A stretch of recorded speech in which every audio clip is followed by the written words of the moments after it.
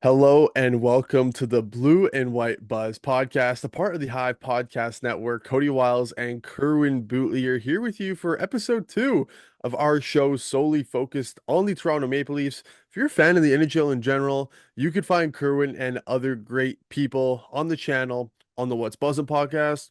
Or if you like the NFL, you can find myself with some other great people talking about the NFL on the Backfield Buzz. But Boots, today, Toronto Maple Leafs. How are you doing? And 4 games into the season, how are you feeling? I'm feeling great. You mentioned you want to hear about football, go to the Backfield Buzz. You want to talk about NHL, you go to the What's Buzzing podcast with myself, Justin, Nick, and Noah occasionally as well. But if you want to talk about the Toronto Maple Leafs, you come here, and I am super pumped to talk about them today. I'm feeling good. The team's 3-1. They should be 4-0. Sometimes you have bad nights, sometimes you get snake bitten a bit as a team. Hit some bars that happened obviously in the season opener against Montreal. Montembeault kind of stole that game for sure. But 3-1, can't complain at all. Could very well be still undefeated. The Leafs are rolling. I'm feeling really good. I think the buds are starting to buy into the Berube system. You can see it every game that goes on. I'm feeling good. I don't know about you, Cody. I mean, it's hard not to feel good, right? They're playing great. They're top of the Atlantic right now, and Whew. it's super early. But I guess where I want to start is, well, why do you think they're at this point? I think you could point to a couple of different directions, but what do you think has been the biggest factor in the Leafs coming out of the gates hot here? This is crazy to say. It's definitely not Austin Matthews, No? which is what you would think would be the reason the Leafs are off to a hot start with him just rattling off goals, but that hasn't been the case. Only 1 through 4 games. For me, there's a couple things you can look at. I already mentioned it, but I don't want to give like the dry answer of Craig Berube. But I do think that is playing a big factor. I really think he's getting to them right away. Like sometimes when you get a new coach in, it takes a little while to kind of transition like from how the players were being coached and how they were told to play in certain areas of the ice and how the coach wants them to play in different scenario situations, leads, trailing by a goal, so on and so forth. But I think it's really been a quick and smooth transition to Berube for the Leafs. So I think that is probably the biggest thing. But for actual on ice product, for me, it has to be Anthony Stolarz. Like he's been so solid every single game. He's been posting very good numbers. You look at the Kings game just the other night, a 941, only allowing 2 goals, and one was a very fluky goal, the second goal for the Kings. He's been a very calming presence for the Maple Leafs. Like I didn't know whether to expect that we could count on Stolarz coming to the season. Obviously, it's gonna be a tandem, Wool and Stolarz. Maybe Hildebeest and Murray kind of find themselves in a few games over the course of the season, but Stolarz has shown that like we can trust him. I don't know if you feel the same way. 940 save percentage. He's saved 79 out of 84 shots. That's one way to start building trust with the fan base. And Yep. honestly, everywhere he's been, he's posted good numbers. It's just been in such a limited fashion. Yeah, I Yes, think the 100%. only question for him is can he, the Leafs are going to need him to extend it out to, you would hope, at close to half a season's worth of games, maybe even more, depending on what Mhm. happens with Joe Wall. I mean, we've already seen Hildeby come in and play good as well. So I think the goaltending, yeah, has been huge to start. It's been in such a good spot. Stolarz has played 3 really good games. Even the one in Montreal, he was great. Yeah. Uh, just that one goal that he conceded was on the power play, cross crease to Cole Caulfield, and he's roofing it under the bar. Not much you can do there if you're Anthony Stolarz. So No one thing. goalie saving that. e- No e- goalie saving that. Exactly. And you mentioned you would be thinking Austin Matthews would be the reason that the team's 3-1, but it's not. And you can think of that as a bad thing. I like to think of it as a good thing that Me too. the Leafs are winning these games in different ways than we've seen before. I want to talk about the defense because I think the top four specifically has been really, really good. Morgan Riley, Chris Tanev have been great, but specifically, I think Oliver Ekman Larson and Jake McCabe have looked really good. What have you made of this top four, the new Tanev OEL signings, just overall takes on the defense here? It's clicked pretty well so far. Tanev has started to look like the defender that we all imagined over the offseason during the summer, that he would kind of be a bit more of a defensive presence for Morgan Riley. And he's shown that, but I'm still excited to see what more can come from that pair because they've been good, but I know that pair, what makes me super excited is that the Riley Tanev pair has been good, but there is still so much more that can happen for that pair. I think they can be even better than what they've been through 4 games this season. They have potential for me to be a top 5, top 7 pair in the league. So I've loved what I've seen from Tanev Riley. The only thing with Tanev is his foot speed at times has scared me a little bit. Like he's not the fastest skater.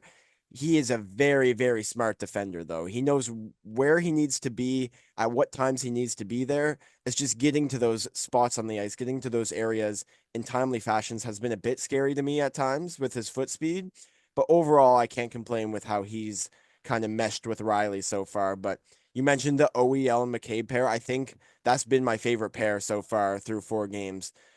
Both players are very solid two-way. OEL's obviously a bit lacks a bit defensively compared to McCabe. McCabe's a much more sound defender in his own end and not as good as a puck mover as OEL.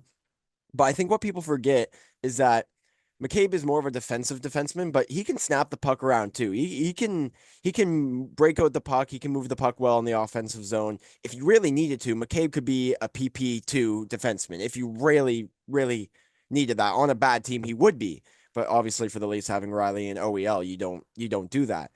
Um, so the thing that I love with that pair is both are very good at one specific thing, OEL moving the puck, OEL breaking out the puck, and just kind of driving play offensively, where McCabe is obviously the opposite, but both guys are no slouch when you flip those roles. McCabe can move the puck offensively, he can break it out, and OEL, he's not a monstrosity in his own end. It's not like John Klingberg the first 4 games last year when we were watching that guy, because man, he was just a mess in the defensive end, and it's not the same way with OEL. Yeah, but they're both two-way guys. McCabe probably leans slightly on the defensive side. OEL leans on the offensive side of things, but they could both do things on both ends of the ice. And I mean, we've seen Ekman Larson now be moved up to power play one. Something we've both been calling for Good a little move. bit, just because he just puts pucks on net on the power play, and that's something I really like. And some of these underlying numbers with these defensemen have been great. This was before the Kings game, the stat, but among pairs with 30 plus minutes together, OEL and McCabe were controlling 74% of the expected goals. That was second in the league. And then Riley Tanev were controlling 67%. So that was fourth in the league. So they are both have been great. McCabe has the best expected goals for on the team at 3.8. Morgan Riley right behind him at 3.6, both ahead of Austin Matthews. So they have been doing their thing. And I think the defensive goaltending um has propelled these guys, the Leafs, to winning because the offense up until LA pretty much wasn't they were doing enough, but I guess uh they really were snapping it around against LA and they're kind of coming together on that end now. So I mean, let's talk about the forwards. Is there anything that has stood out to you? Anything you'd like to change? Or we saw some lineup maneuvering here for the Yeah. LA Kings game, and that's the best the offense has looked. So what do you think? Because the forwards I feel like are still we're still trying to put the pieces together on that end. Yeah, 100%. Before we move to the forwards, just quickly, before we move on from the whole OEL McCabe, I just want to mention one thing each for both those guys, just quickly before we wrap up. Or not wrap up, we might circle back to them, but for OEL, moving him to the first power play was a good decision for Craig Berube because after the first couple games, Berube stated that the power play wasn't being direct enough. It was too much of perimeter play. They were just snapping around the outside and they weren't getting many good looks in the slot on the net. And like you mentioned, OEL puts the puck on net. That creates rebounds, that creates tips, deflections. It's just getting the puck on net. And OEL has done a good job of that on the power play. So I'm excited to see him continue with that first power play unit because that's what should happen. And I think that's what will happen. And then just a quick note on Jake McCabe.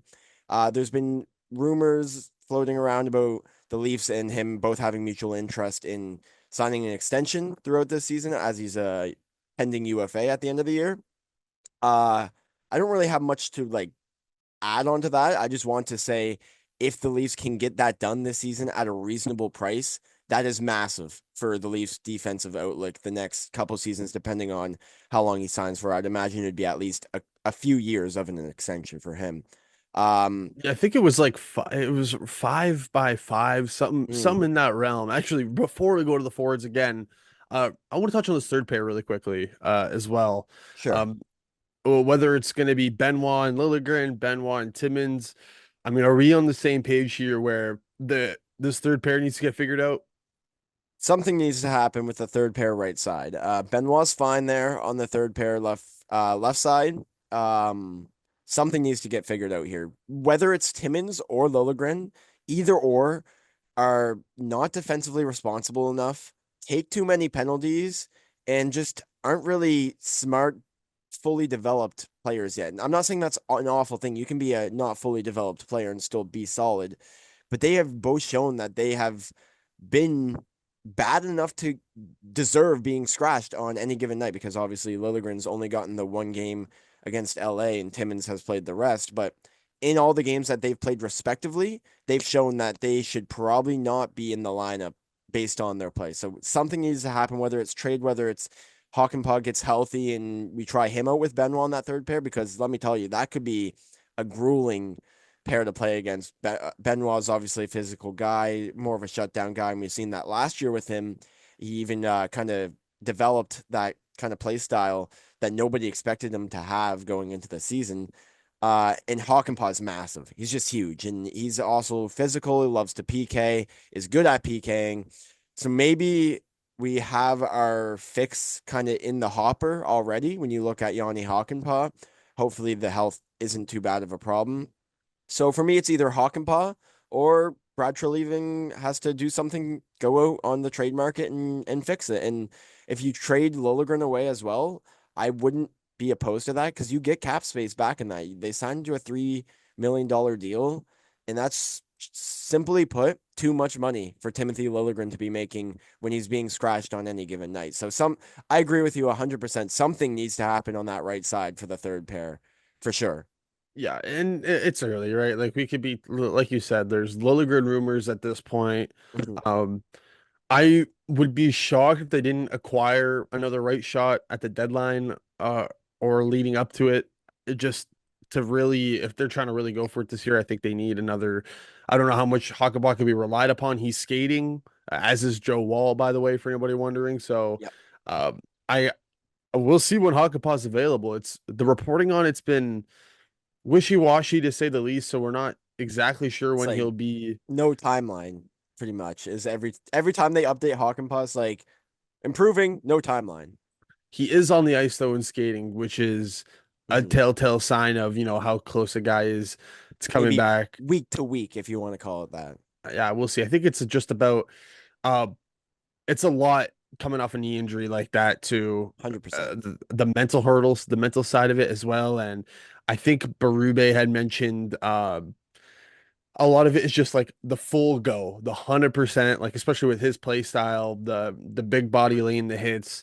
Just got to be sure it's 100% to really get thrown back in there. And I think they're taking the time because honestly, it's fine having Lilligren or Timmins rotating games right now, right? It's just when we're more so talking like when we're coming to the playoffs, like I don't think you could roll with unless something changes either of these guys, eh? So No, definitely not Timmins. I mean, neither of them are like great options for that third pair. I think both of them should be scratches.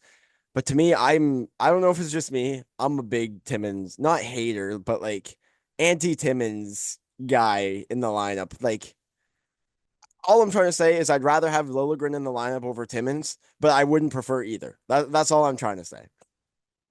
all right, well, let's go to the forwards. And I mean, it's not like they've been bad this year Nope. per se. Like a lot of players hovering around that point per game after the Kings game now. So, but just what do you think? Because it just to me, it seems like pieces still need to be put in place here. Multiple guys are injured at the moment as well. So, I mean, what have you made of the forward core? We'll go into it a bit deeper, obviously, here in the next little bit.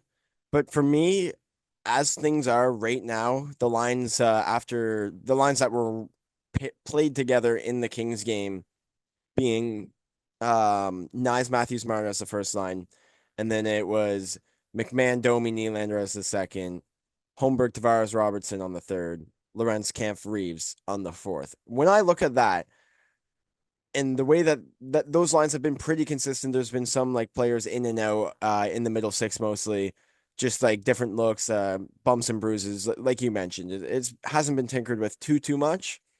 The way I look at it right now, you don't change that first line. It's been fine. Matthews hasn't really gotten going, I but agree. Marner and Nyes have both looked really good. Marner's over a point per game right now with five, and I think Nats has looked really good. Nyes has looked really good, and I think Berube is a big fan of Matthew Nyes and what he brings uh, on a night to night basis. The physicality, the intensity, uh, the hunger to hound on pucks in the offensive zone, even in the defensive zone. Nyes has been the best I've ever seen him. I think for sure.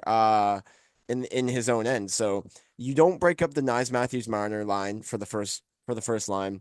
That sticks for me right now.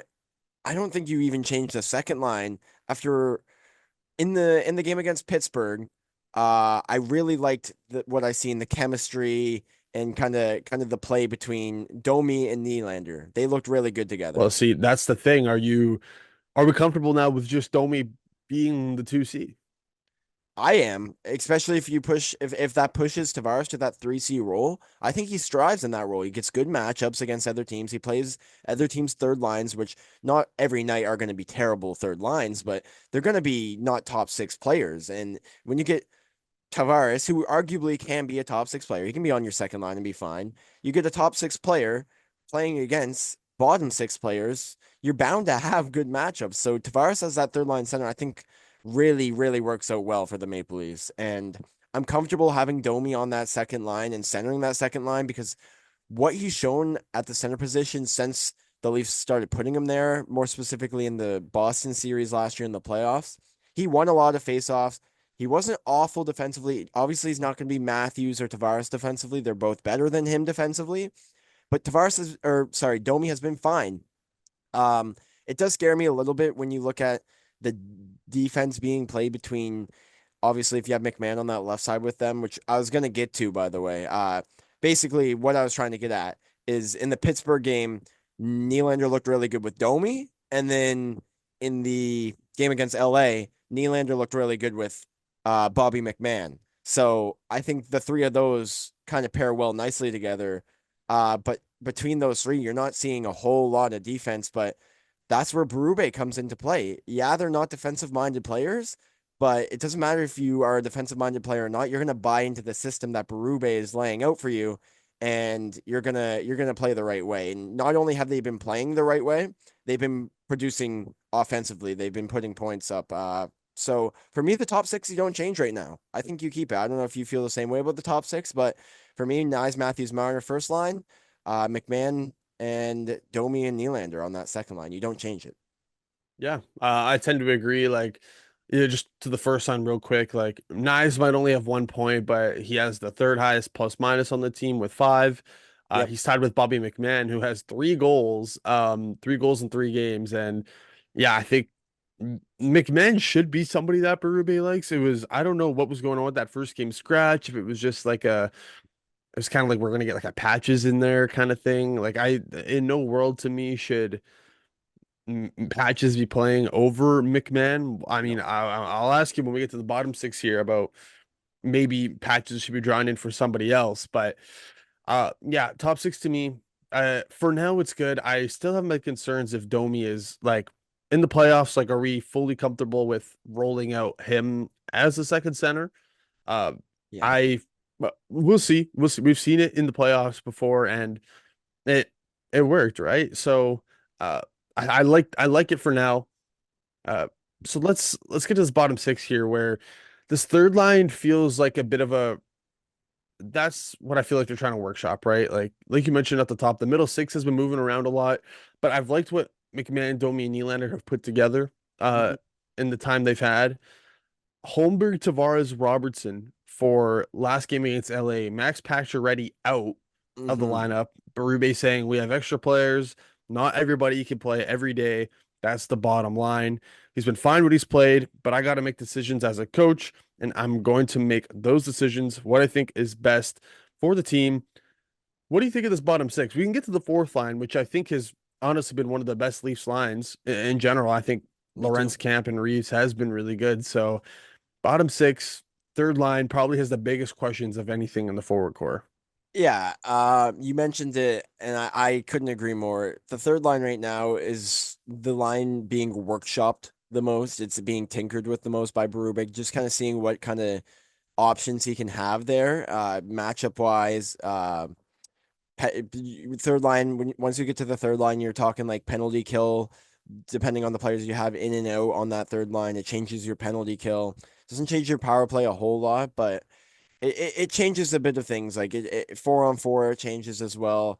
So you got to look at kind of the matchup, not in terms of who's on the ice for the third line, but like who you're playing as a team. And if you're playing another team with a very strong third line, you might want to be a bit more hesitant with who you have out there in the third line, offensively, defensively, kind of thing. Like you'd rather, if you have a very strong third line that you're playing against, you would rather, per se, Yarncroke when he's healthy over Robertson in the lineup, just to kind of be able to shelter that a bit more. Helps with your PK a little bit and just helps with the matchup a little bit, so you're not getting scored on by the other team's secondary scoring, which, may I mention, the secondary scoring for the Leafs has been a pleasant surprise to start the season, which obviously we Austin Matthews we mentioned with only the one goal so far. You look at guys like McMahon, Lawrence has been phenomenal. You mentioned that fourth line. That's another thing. I don't think the Leafs should tinker with the fourth line right now. I think it's been playing fine. Maybe take Reeves out the odd night and throw in maybe Duar once he's healthy, but there's still not really a timeline on when he's going to be fully back in practice and be available for games. Um, but yeah, that third line, it's a question of how often is Pacioretty going to play? I think that's just the biggest thing for that third line right now is how often is Pacioretty going to play? Because right now, Robertson, I want to see him keep getting chances. I want to see him continue to develop as a player. And Tavares, obviously, you're not taking out of the lineup because he's Tavares and he's the assistant captain. For me, the only guy that I think you'd want to take out potentially for Max Pacioretty is Pontus Holmberg. And he's played well enough to stay in the lineup as well. So you're getting to a point where you want to get guys in the lineup who aren't in the lineup, but you don't really want to take anybody out of the lineup because nobody has played bad enough from the forwards to be scratched. Obviously, the Liljegren Timmins conversation is a different conversation, but nobody among the forwards has played bad enough to deserve to be scratched. So I don't know. Pacioretty will probably get in there for like a Holmberg, possibly against the Rangers on Saturday or against the Lightning on Monday. Um, I would tend to think that Pacioretty would probably get in on Monday against the Lightning because their depth has really taken a hit the last year or so, where compared to the Rangers, they're a very deep team. So maybe you'd want to keep Holmberg in there. Um, so yeah, it's just a matter of flopping between Patches and either Holmberg, maybe Dewar once he gets back. Well, It here's the thing. This is why I was asking you it because, like, I guess, yeah, the short-term plan is what you just mentioned. You have Patches, Holmberg, maybe Reeves. Those three are kind of maybe rotating around to mhm, some degree or what you want. But here's the thing, like with Dewar, with Yarncroke, these guys on LTIR, it's not like the Leafs just have the money to bring them in. have exactly. So it's getting to this point now where it's like, what's their plan here? Is it do one of these guys that are playing right now, like a Holmberg, like a Pacioretty, need to really show that they can stick, or is it a matter of, hey, we saw the breakdown of Pacioretty's contract where there's a couple of game markers to where he gets a pay increase, and if it's not working out, and they want to bring back a, like a Doer or a Yarncroke, and they want to free up the money. Like I think it's 10 games where Patches gets a raise, and then I think it's 25, 30.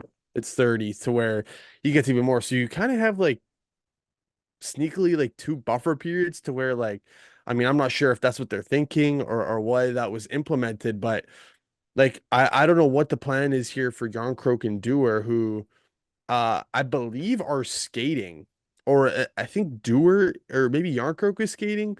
I'll check that as we're talking here, but Yeah. I I'm not sure what the plan is for them. I'm not completely either because, like you said, the Leafs just don't have the cap space to just bring them back onto the roster, the active roster. So something has to give here. Someone needs to get traded, or someone needs to be put on waivers, or something of that matter. And it doesn't have to be one of the guys on IR, like you mentioned. It could be someone that is actively on the roster. I don't know, like if moving Holmberg or waiving Holmberg really gives you that much more cap flexibility. Because at the start of the season, I was considering, oh, maybe they just do something with Holmberg and free up a bit of money, but he's not making enough money to where you're making a significant shift in how much cap space you actually have.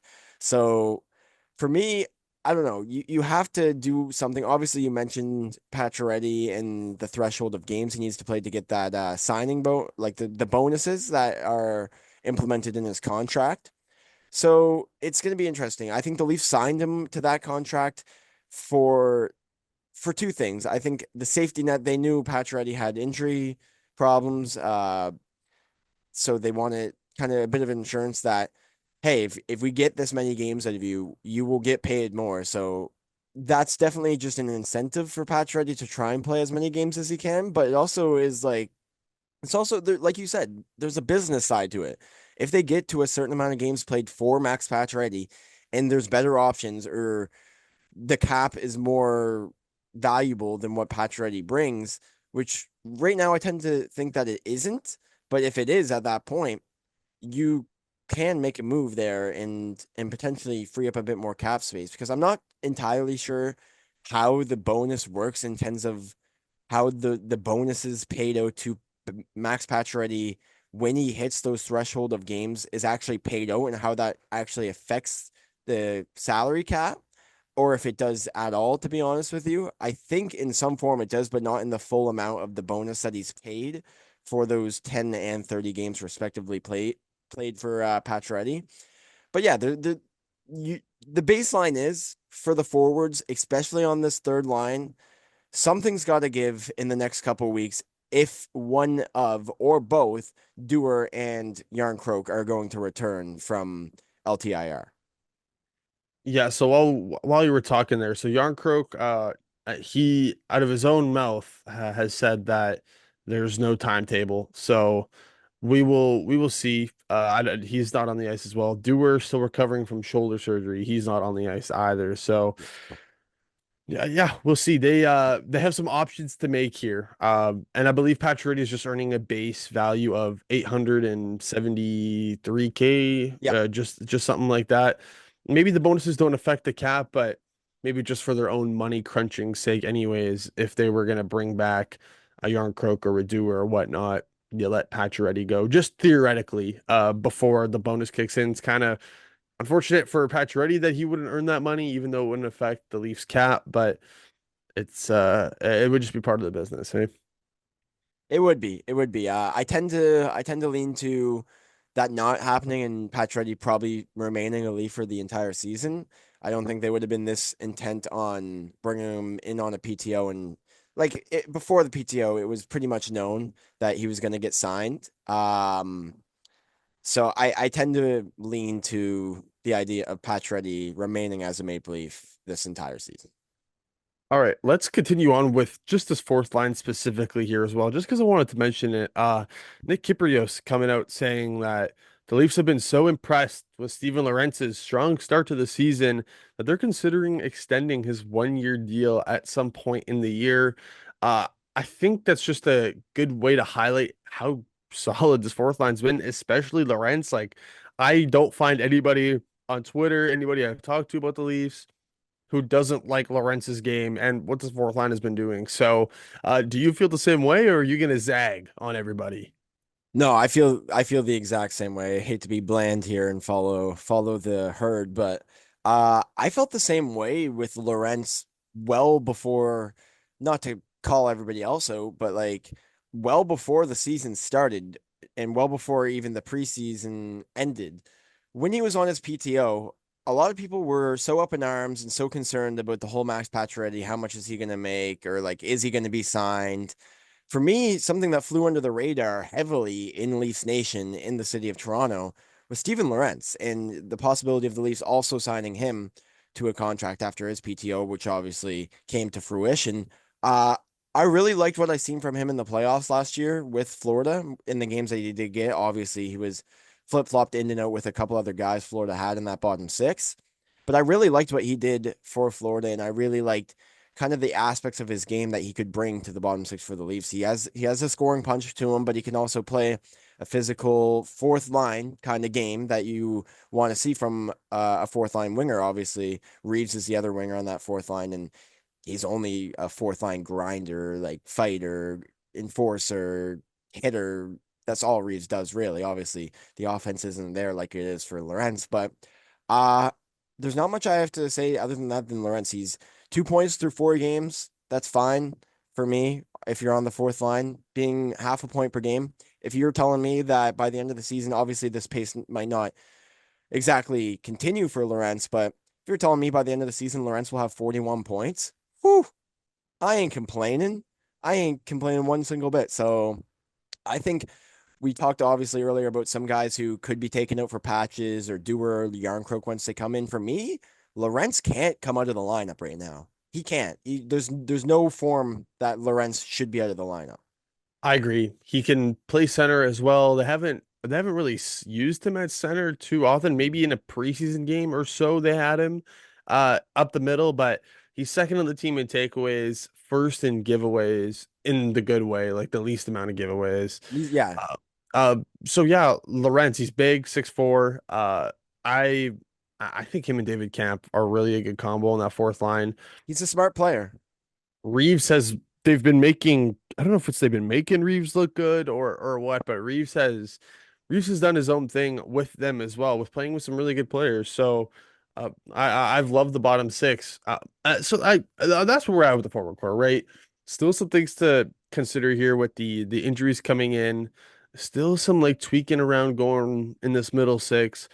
We'll end up we'll it'll iron itself out, right? It's we're doing this kind of early, to be honest, worrying about it, but Yeah, it's the start of the year, so we'll see what ends up happening.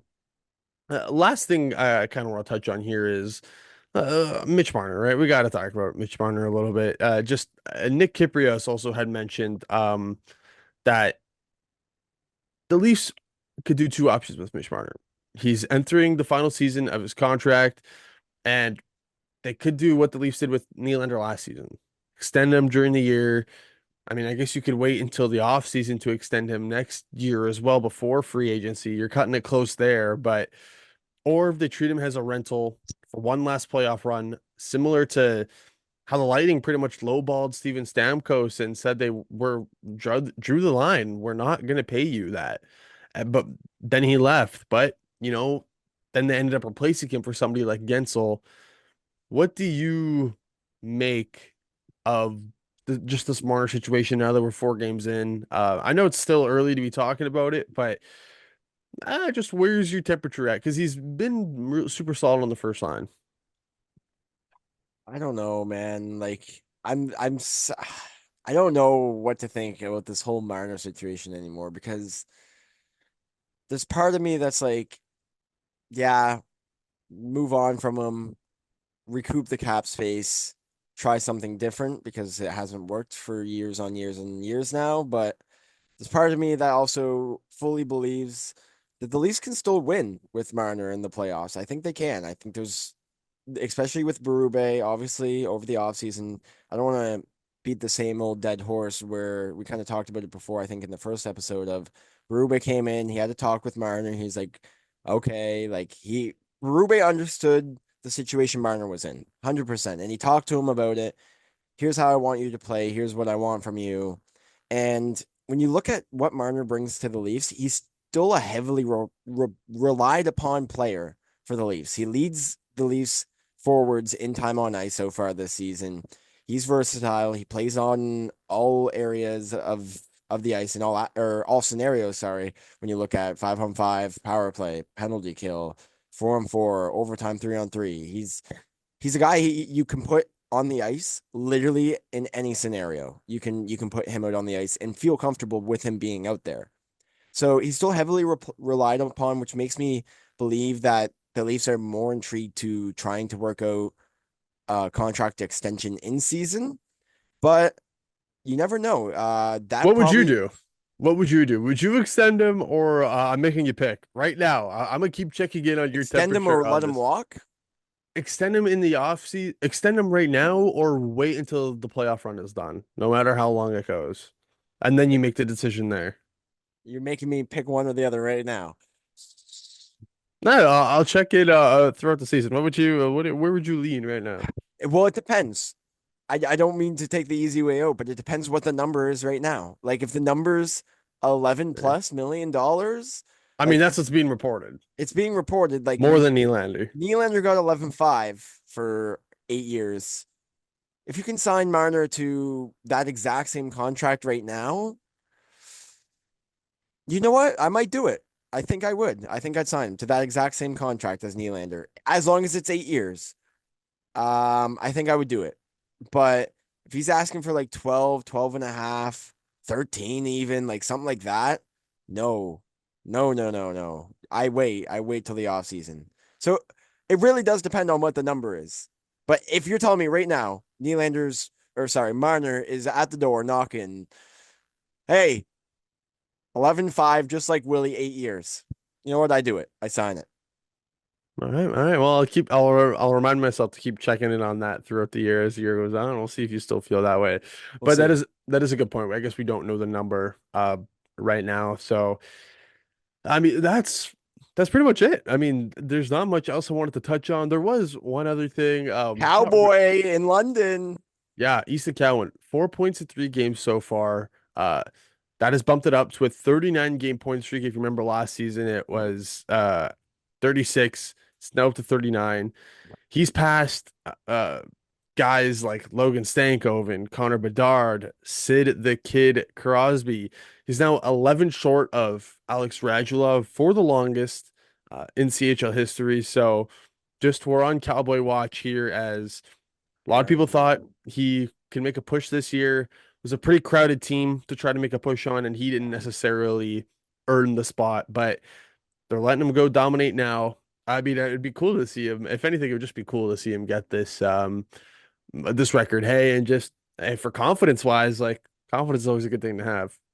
It is, it is. And when you look at the long-term fit for Cowan, obviously, I think the right decision was to let him go back to London in the OHL and just literally rip the OHL apart this year. He won MVP last year. There's no reason why he can't do it again or should do it again. So far, so good through 3 games, like you mentioned, keeping that point streak going. He's finding the net. He's finding his teammates, doing all the good things right. Um, like you said, just crowded team this year. There wasn't really a spot for him, but Leafs only re-signed Robertson to a 1 year deal. And when you look at kind of a replacement player for Robertson, obviously Cowan plays a bit different, but like when you look at the point production that Robertson can have or like has the potential to have, and then you look at what Cowan can do once he finally cracks this lineup, I look at Robertson as a guy who could be replaced by Easton Cowan for sure. So it's just something to keep on the radar. All right, cool. Well, I think that'll do it for episode 2 of the Blue and White Buzz. Bootsy, anything else you want to mention? Anything we haven't Hey, talked about?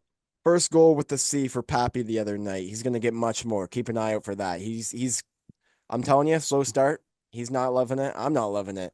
He's gonna start finding the net much more often. So You still I'll end with that. you still thinking he's getting 60? Yeah. Yeah. Pappy still cracked 60. 100%. All right. Well, thanks for watching. If you want Wait, to see, oh, one last thing. there is something. My final goal prediction for Matthews this season. Obviously, we're only a couple games in. 67 goals for Matthews, a curse buster.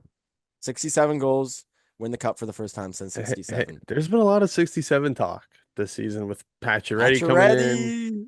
So maybe it's a Yeah, good omen. We'll and see. maybe it is. It's like obviously this is a Leafs podcast, but I'll bring it up. Johnny Gaudreau, or sorry, Cole Caulfield scoring with Johnny Gaudreau's number in uh in the first game against the Leafs was his 13th game against the Leafs and his 13th goal against the Leafs, I believe, was the stat. Wow. Maybe it was 13 minutes into the first period or something like that too. There was like some crazy like stretch of like 13 involved with the Caulfield goal against the Leafs. So screw Wow. Montreal, screw Caulfield, but pretty crazy moment. And it's one of those things where the stars just align and good for that moment. Yeah, wow. How about that? Hey. Well, all right. That's a good, I guess it's not a feel good moment, but it just a good way to end it there. Thanks. You know who Goudreau's looking over. Yeah. Thanks for watching the Blue and White Buzz. Coty Wiles and Curwin Boutilier here. If you want to see more Toronto Maple Leafs content, subscribe. We'll be providing that throughout the year. We got NFL on the channel. We got NHL in general on the channel. So feel free to check those videos out and then subscribe if you like those videos, right? And like those videos if you like them. Like Uh, him. all right. That's it from us. Coty, Wiles, Curwin, Boutilier. We're out.